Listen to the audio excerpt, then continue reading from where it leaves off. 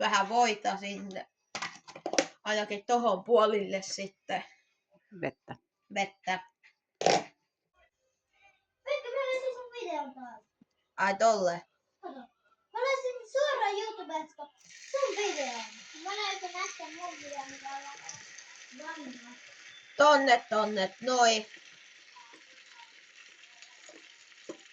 Oho, paha vähän meni yli. Mm-hmm.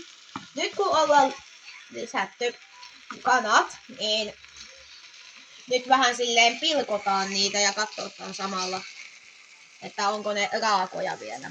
Silleen voi katsoa. Vähän karrijauhetta. Tuleeko täältä? Noniin.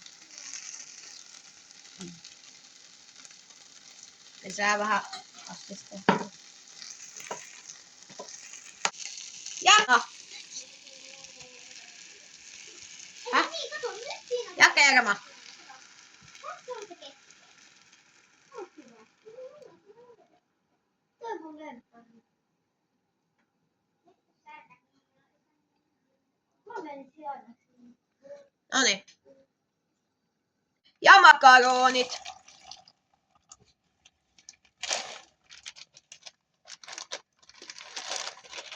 Ja kananliemikuutio. Vähän. Otetaan ylimääräinen vesi pois makaroneista.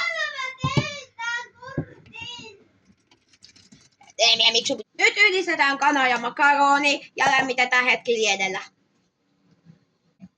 Sekoitellaan ja sitten on valmista. Nyt on valmista ja nautiskelemaan.